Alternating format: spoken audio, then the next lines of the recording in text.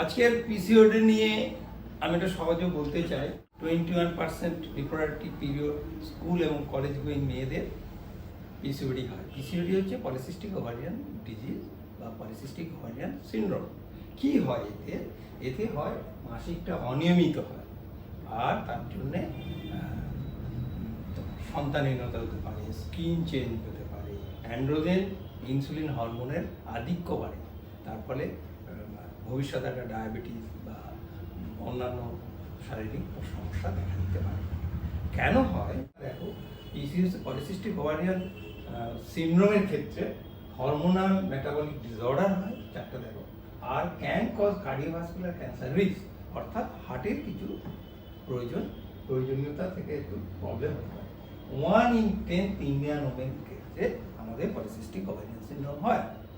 আর PCOS এর ক্ষেত্রে আমরা যেটা তিনটে জিনিস পাই খুব কমন, সেটা হচ্ছে অ্যাকনি, ব্রণ এবং হার্সিটিজম। হার্সিটিজম মানে হচ্ছে হাতে পায়ে মুখে গোপ গজানো, চুল গজানো, এগুলো হতে পারে।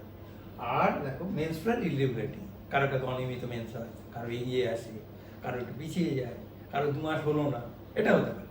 আর 3 নম্বর হচ্ছে ডায়াবেটিক অ্যান্ড ওবেসিটি।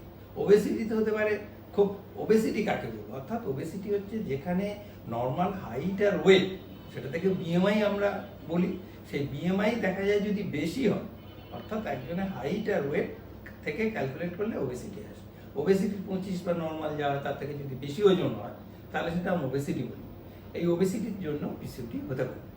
আর এটার জন্য পলিসিস্টিক ওভারি যাতে না হয়, এই জন্য স্কুল এবং কলেজ গোয়িং মেয়েদের একটা অ্যাওয়ারনেস দরকার, এবং বাড়ির গার্জেনদের অ্যাওয়ারনেস দরকার। বাবা মার ক্ষেত্রে যে মেয়েকে তার ছোটবেলা থেকে একটু এক্সারসাইজ করানো, দৌড়ানো, ভালো খাবার, সুষম খাবার, ফাস্টফুড বাইরের খাবার না খাওয়া, এইগুলো যাতে না খায় তার জন্যে সামাজিক সচেতনতা দরকার।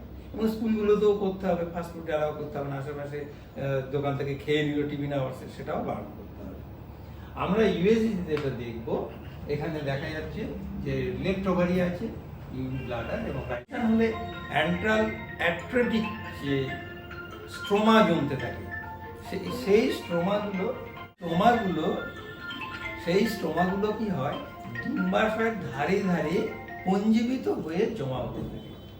ডিম্বাশয়ের ধারে ধারে পুঞ্জীবিত হয়ে জমা হয়, পঞ্জীবিত, যেটা যদি একটা মুক্ত বেনির মতো মনে হয়, পালস স্ট্রিং বেনি, এটা হচ্ছে পলিসিস্টিক ওভারি।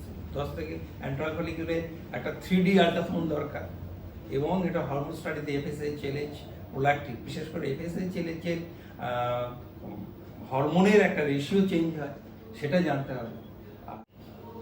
ট্রিটমেন্ট কি? ফাস্ট ফুড অ্যাভয়েড করতে হবে, অর্থাৎ বাইরের মশলা জাতীয় খাবার, ফ্যাটি ফুড এগুলো খাবে না। 2 নম্বর হচ্ছে এক্সারসাইজ করবে। 3 নম্বর হচ্ছে আমাদের ওয়েট রিডাকশন যেটা বলি, সেটাকে কমাতে হবে। ওবেসিটি হলে কমাতে হবে, সপ্তাহে 5 দিন অন্তত মিনিমাম 30 মিনিট হলে 150 মিনিট হয়।